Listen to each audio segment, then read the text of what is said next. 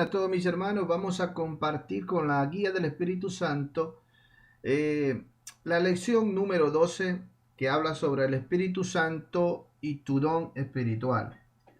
El Señor Jesús, antes de ir al cielo, les dijo a ellos claramente que no los iba a dejar huérfanos, sino que iba a mandar al Espíritu Santo y les dio instrucciones claras y precisas qué es lo que ellos tenían que hacer, porque les había dado a ellos un mandamiento y es conocido en la Biblia como la Gran Comisión.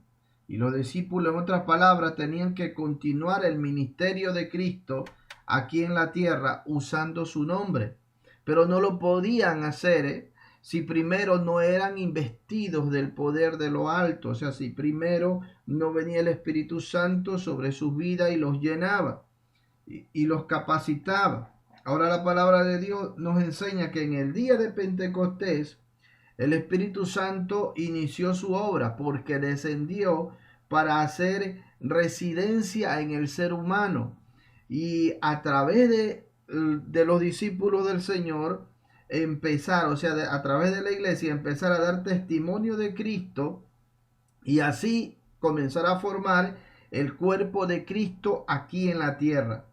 Y era un programa perfecto revelado por Dios. Ahora es importante que nosotros entendamos que la primera labor que el Espíritu Santo venía a hacer era trabajar en sus vidas, que la Biblia lo llama la obra de la santificación, como dice Romanos 6:22. Mas ahora habéis sido, que dice, libertados del pecado. Y esa era la obra del Espíritu Santo. Y hecho, que dice, siervos de Dios. Tenéis por vuestro fruto la santificación y como fin la vida eterna. Entonces en primera de Pedro 1:2 dice, elegidos según la presencia de Dios, Padre, en santificación del Espíritu Santo. No podían llevar a cabo la gran comisión sin que primero pasaran esta etapa. Amén. Por eso es que ellos, cuando escriben las cartas, ellos aclaran esto, lo escriben claramente en segunda de Tesalonicenses 2:13, cuando dice que Dios los ha escogido desde el principio para salvación mediante, ¿qué dice? La santificación por el Espíritu Santo y la fe en la verdad. Entonces ellos habían visto todo lo que el Señor había hecho, muriendo por los pecados del hombre, venciendo la muerte para nuestra redención, y que Él era el Mesías profetizado en la Escritura. O sea, ellos eran testigos de lo que el Señor había hecho por nosotros. Pero en esta segunda etapa, el Espíritu Santo venía a vivir en sus vidas y así nacía la iglesia de Cristo aquí en la tierra. Amén. Y el Espíritu Santo iba a continuar el ministerio a través de la iglesia. Aleluya. O sea, a través del cuerpo de Cristo aquí en la tierra. Por eso que cuando Pablo seguía a los cristianos, la voz le dijo, ¿por qué me persigues? Le dice, ¿y quién eres, Señor? Yo soy Jesús a quien tú persigues. Y era a la iglesia que perseguía el apóstol Pablo. Y entonces, esa es la primera labor del Espíritu Santo. Vino, descendió, santificó, amén, los llenó, los capacitó. Y esto tiene que ver, hermano, con tu identidad. Amén. Y, o sea, el Señor desarrollando en ellos las propias cualidades de Cristo. Esa es la labor del Espíritu Santo. Lo santifica, desarrolla en ellos el fruto del Espíritu, como dice Gálatas 5:22 y 23. Y esto identifica a todos los cristianos. Todos tenemos que identificarnos con Dios con estas cualidades que representan el carácter de Cristo. Amén. Y para poder nosotros dar testimonio de una vida cristiana, no solamente en palabras, sino en todo un estilo de vida. Y esto depende de quién tú eres. Amén. Ahora, el segundo punto, que es que el Espíritu Santo, la segunda labor es que trabaja con sus vidas. Amén. La primera es que trabaja en sus vidas o haciendo la obra de la santificación. La segunda es trabajando con sus vidas, o sea, es un trabajo en conjunto. Por eso que en Hechos 2:4 dice, y fueron todos llenos del Espíritu Santo. Y la Biblia dice que comenzaron a hablar en otras lenguas, pero ¿cómo? Según el Espíritu les daba que hablasen. No es como ellos querían, sino como... Y eran idiomas entendibles. Por eso que todos se quedaron maravillados. No, y decía, ¿cómo? Si estos no hablan nuestras lenguas, ¿y cómo los oímos hablar? Ahora, en Hechos capítulo 4, versículo 20, por eso dice, porque no podemos dejar de decir lo que hemos visto y oído. Aleluya, porque ellos eran testigos oculares de todo lo que el Señor había hecho. Y entendieron en Primera de Corintios 3:9, dice, porque nosotros somos, ¿qué dice? Colaboradores de Dios. Y vosotros sois labranza de Dios, edificio de Dios. Y en Segunda de Corintios 3:5 dice, no que seamos competentes por nosotros mismos para pensar algo como de nosotros mismos, sino que nuestra competencia proviene de Dios, el cual asimismo nos hizo ministros competentes de un nuevo pacto, no de la letra, sino del espíritu, porque la letra mata, mas el espíritu vivifica. En otras palabras, ellos estaban reconociendo que ellos simplemente eran colaboradores, como diciendo, nosotros somos el canal por donde el Señor bendice a muchos. Amén. A través de lo que Él me ha dado, pues del don, porque esto es particular, no todos tenemos los mismos dones. Amén. Y esa es una habilidad que imparte el Espíritu Santo dependiendo del don que tú tienes, para que tú seas útil en las manos de Dios.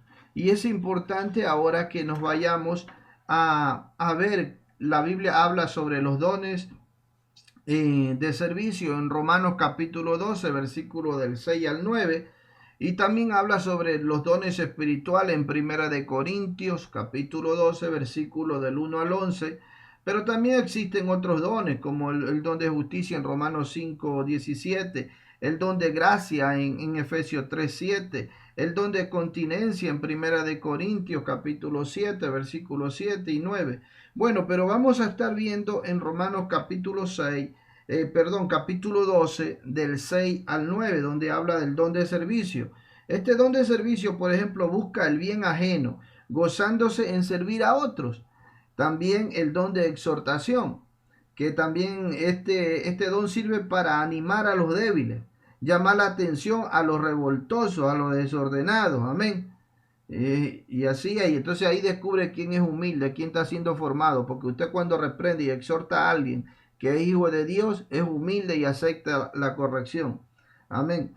Y entonces ministra confianza a aquel que está abatido, amén. Al que está triste, atribulado, lo levanta el que tiene este don, amén, al caído.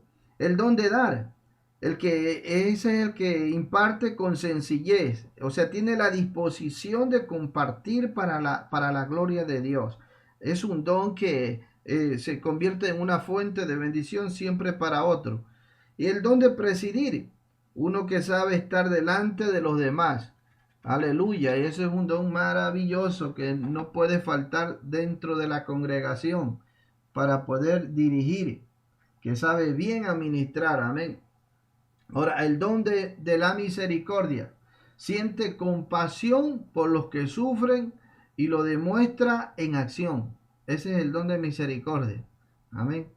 Ahora, los otros, los que ayudan, ese es importante. O sea, que ve la necesidad y presta ayuda inmediatamente. O sea, está equipado con una gracia divina, con un gozo, con una paciencia. Y qué bello es ese don.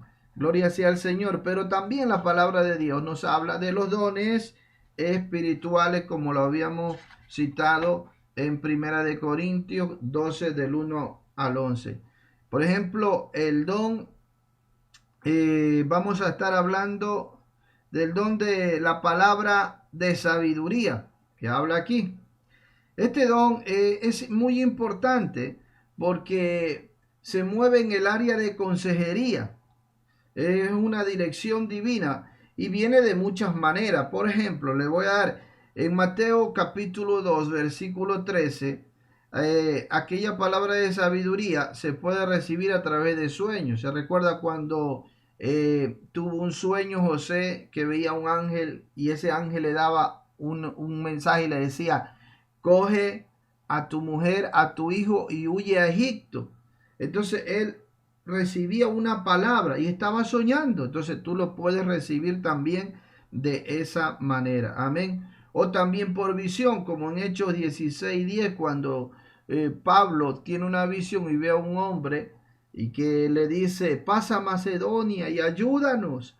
Y entonces ellos prontamente entendieron que el Señor los estaba mandando a predicar el Evangelio a Macedonia.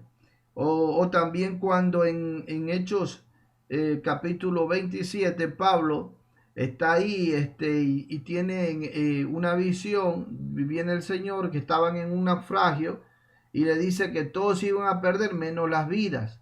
Y entonces es importante que nosotros, eso tiene que ver con palabra de sabiduría, amén, con la palabra de sabiduría. Ahora vamos a ver la palabra de ciencia, que es la impartición del conocimiento divino o la revelación de hechos pasados sobre alguien, amén. Puede ser, o como se recuerdan cuando le dijeron a Pablo también, cogieron el cinto. Entonces, eso es palabra de ciencia. El discernimiento de espíritu es un don vigilante. ¿Por qué? Porque el que tiene este don, dice, puede juzgar, o sea, es un don que evalúa a los demás dones y distingue lo que es de Dios y lo que no es de Dios. Por ejemplo, Pedro discernió un espíritu de mentira y la palabra de ciencia le vino a la boca a lo que le reveló, por ejemplo, en Hechos capítulo 5, versículos 3 y 4, cuando Ananías y Zafira estaban pecando. Y así pues también hay otros ejemplos, por ejemplo, Hechos 16, cuando Pablo ve que esta mujer gritaba, estos son siervos del Dios Altísimo.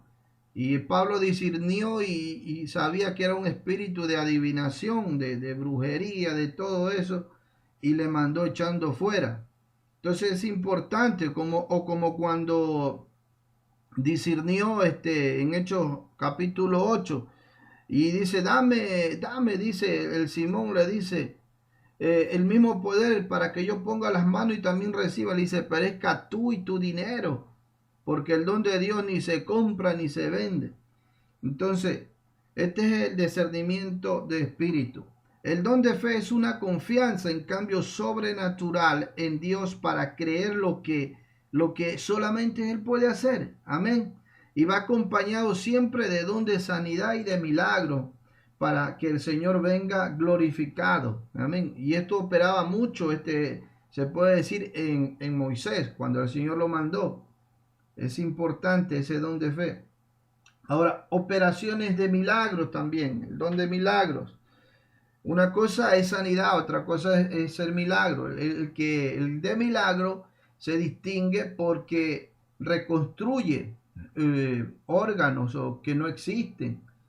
O sea, puede corregir defectos físicos y crear órganos y bueno, y todo eso. Mientras que el de sanidad va solamente a sanar, amén, la enfermedad.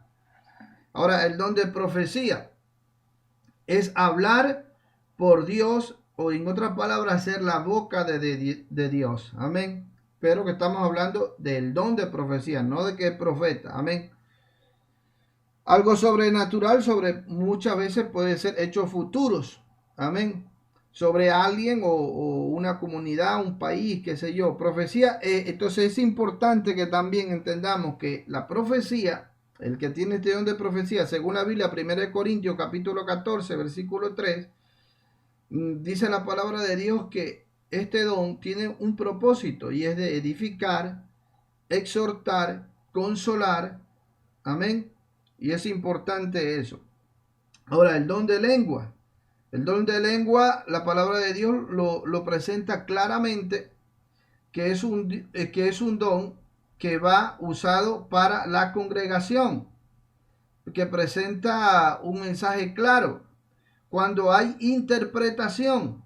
Amén. Y el que opera en este don puede traducir cualquier mensaje divino